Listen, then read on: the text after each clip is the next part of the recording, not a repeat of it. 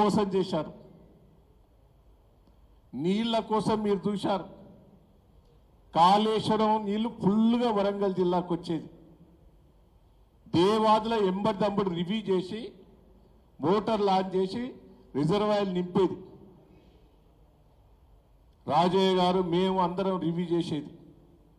రెడ్డి నాయక్ గారికి ఇట్లా మేము అందరం కాళేశ్వరం గురించి రివ్యూ చేసేది. ధర్మారెడ్డి గారు, నేను, రమేష్ అందరం కలిసి ఒక్కరోజు దేవాదుల మీద రివ్యూ చేసి నీళ్ళు ఇచ్చిన సంఘటనలు ఉన్నాయా? వరంగల్ జిల్లా కాళేశ్వరం మీద మీరు రివ్యూ చేసి నీళ్ళు ఇచ్చిన సంఘటనలు ఉన్నాయా? మొత్తం పంటలు ఎండిపోయినాయి. యూరియా బస్తాల కొరత, కరెంటు కొరత, నీళ్ల కొరత, అన్ని కొరతలే. ఆ పంటలు పండించేదాకా ఇబ్బంది పడ్డారు. పంటలు పండించిన తర్వాత కొనుగోలు. ఇవాళ మక్కల పరిస్థితి ఎట్లున్నదా? దయచేసి మీరు రైతు బిడ్డలే. నేను ఇప్పుడు పాలకుర్తిలో ఒక పెళ్లి పోయాను. మీ ప్రెస్ వాళ్ళు కూడా ఉన్నారు కొంతమంది అక్కడ. పెళ్లి పోయేస్తా అంటే అక్కడ మొక్కజొన్న కల్లాలు ఉన్నాయి. నేను ఎందుకులే, ఆడ ఉన్నోళ్ళందరూ మా కార్లో ఉన్నోళ్ళు అన్నారు, సార్ ఆడ గుంపంతా కాంగ్రెస్ గుంపే సార్, ఆ తండ వాళ్ళంతా కాంగ్రెస్ వాళ్ళే సార్, మీరు కారు ఆపకుండా ఎందుకు తలకాయ నొప్పి? లేదు వాళ్ళు ఆపుతాను రాయా. ఆగిన దిగిన నేను అంతా కాంగ్రెస్ లీడర్లే, ఎస్టీ వాళ్ళు. నీ దండం పెడతా, పొరపాటు వేసి మీరు రేవంత్ రెడ్డి కోటేసినామని దండం పెడతారు. మీరు ప్రెస్ మీడియా మిత్రులు కూడా ఉన్నారు. ఘోరం అండి. నెల రోజులైంది మక్కలు తీసుకొచ్చి, కొనటోళ్ళు లేరు. బయట అమ్ముకున్నాం అని కొంతమంది 1800 రూపాయలు బయట అమ్ముకున్నాం, ఇక్కడ 2400 అంటే మేము బయట అమ్ముకోవాలనే 60% మక్కలు ఇప్పుడు వరంగల్ జిల్లాలో బయట అమ్ముకున్నారు. మీరు రైతు బిడ్డలే. ఇంకా 40% కల్లాలు ఉన్నాయి. దానికేం చేస్తారు మీకు తెలుసు. బస్తాల కోసం మీరు 2 నెలల కిందనే మీటింగ్ పెట్టి బస్తాలు పంపించేది రైతులకు. ఈరోజు ఒక బస్తకు 30 రూపాయలు రైతు కొనుక్కొస్తే 15 రూపాయలు ఇస్తా ఉన్నారు. ఇంతవరకు ఇయ్యలే. బయట నుంచే కొనుక్కరమ్మంటున్నారు. లారీలు లేవు. దయచేసి ఇది కూడా మీరు రాసుకోండి. ఇది వాస్తవం కాదా? ట్రాన్స్పోర్ట్ మొత్తం కూడా ఇదివరకు టెండర్లు పెట్టి ట్రాన్స్పోర్ట్ ఇచ్చేది. 2 నెలల ముందే మేము ట్రాన్స్పోర్ట్ లారీ ఓనర్స్ని పిలిచి టెండర్లు పిలిచేది. ఈరోజు టెండర్స్ లేవు. కింటా బస్తకు 100 రూపాయలు వసూలు చేస్తారు.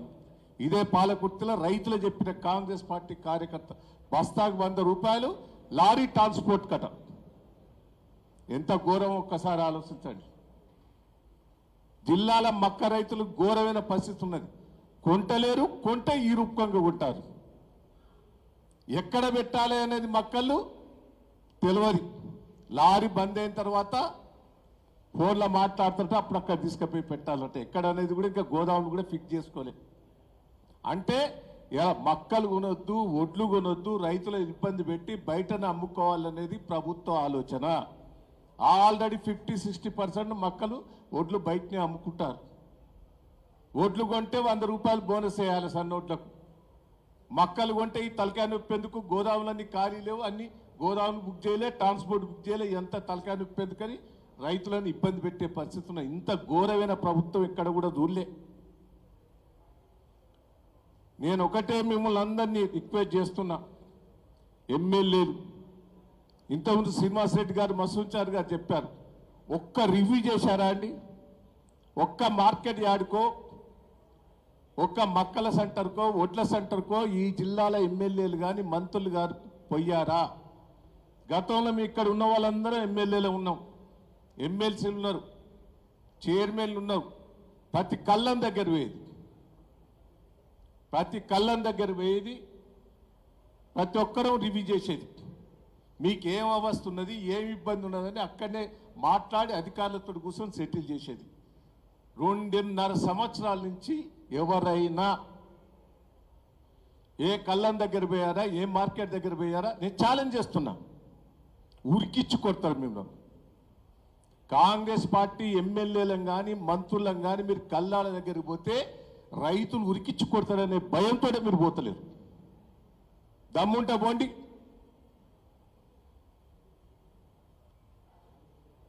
బీఆర్ఎస్ ప్రభుత్వంలో మేము అందరం రివ్యూ చేశాం. దయచేసి ఆన్లైన్ సిస్టమ్ అట ఏందండి, యూరియా బస్తాలకు వీళ్ళకి ఆన్లైన్లో బుక్ చేసుడట రైతులకు.